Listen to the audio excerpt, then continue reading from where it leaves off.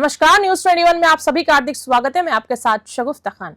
Youth hostel Jaipur में अनुसूचित जाति विकास परिषद की ओर से अंबेडकर जयंती मिलन समारोह आयोजित किया गया।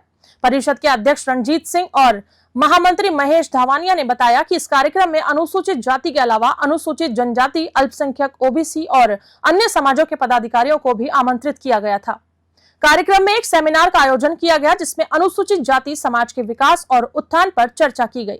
इस चर्चा में निष्कर्ष निकाला गया कि 75 साल के आर्थिक और सामाजिक सर्वेक्षण के स्तर पर समाज अभी भी पिछड़ा हुआ है और हमारे सामने अभी भी गरीबी, अशिक्षा, असमानता जैसी चुनौतियां खड़ी हुई हैं। बेरोजगारी भी एक बड़ा मुद्दा है। इसके अलावा समाज में व्याप्त कुरीतियां भी समाज के विकास और उत्थान में बाधक है। सभी वक्ताओं ने एकमत होकर भविष्य में अनुसूचित जाति समाज के विकास और स्थान पर कार्य करने का संकल्प लिया, जिसमें मृत्यु भोज और तीये की बैठक में जो भोजन किया जाता है उसे जड़ से समाप्त करने का संकल्प लिया गया। कार्यक्रम में नगर निगम के पूर्व महापौर अभिजीत कुमार IAS, ओम प्रकाश बैरवा, संयोजक बादल फूलचंद बिलोनिया, कोषाध्यक्ष रमेश जाजोरिया, उपाध्यक्ष राजकुमार बसवाल, अब्दुल लतीफ, टेकचंद राहुल, महेंद्र शर्मा, अनीता मेहरा, उमा भारती, बबीता बंशीलाल आदि ने संबोधित किया।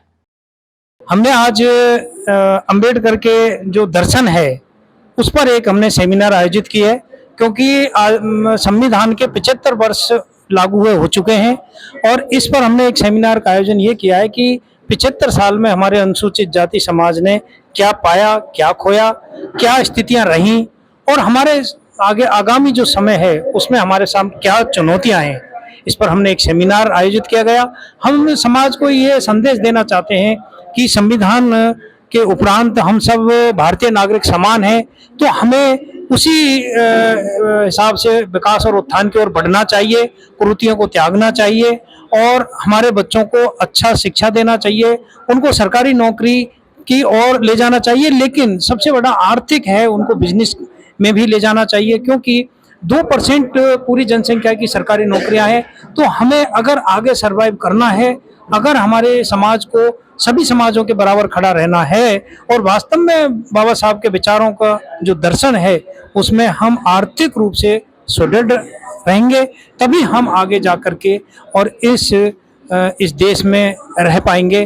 अन्यथा हमारे समाज की जो स्थिति 75 साल पहले थी उस स्थिति में कहीं हम नहीं आए, ये हमारे लिए एक चेतावनी है। नहीं, बाबा साहब की जो 14 अप्रैल की जयंती थी उस दिन तो ये नहीं हो पाया था, पर आज ये किया। बाबा साहब के जो विचार हैं संविधान के ऊपर, ये आज विचार गोष्ठी हुई, उस पर लोगों ने अपने अपने विचार रखे और इसका महत्वपूर्ण उद्देश्य ये है कि भाई जो अब तक हुआ, लुकिंग बैकवर्ड, क्या संविधान उन चीज़ों पर खरा उतरा और अगर नहीं उतरा है तो भविष्य में हमें क्या करने की आवश्यकता है। देखिए, संविधान को लागू करने वाला जो है वो व्यवस्था है और जैसी व्यवस्था होगी संविधान वैसे ही काम करेगा, ये तो खुद बाबा साहब ने ही कहा था।